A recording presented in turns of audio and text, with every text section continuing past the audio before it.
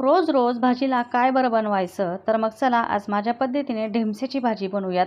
तर त्यासाठी इथे मी भिजू घातलेली आहे हरभरा डाळ. तर 2 ते 3 तास इथे मी छान डाळ भिजू घातलेली होती.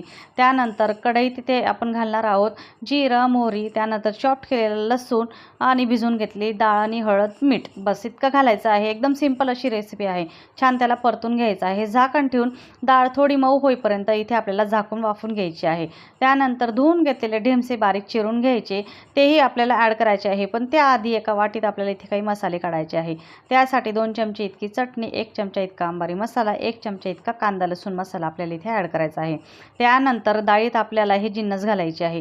ती घालून झाली की त्यात आपल्याला धुवून घेतलेले ढेमसे घालायचे आहे आणि छान परतून घ्यायचे आहे. त्यानंतर वाफेवरच आपल्याला हे छान शिजू द्यायचे आहे. त्यासाठी प्लेटवर पाणी घालूयात, म्हणजेच की ढेमसेची चव खूप छान लागत असते. तर एकदम छान अशी भाजी लागत असते. तर तुमच्या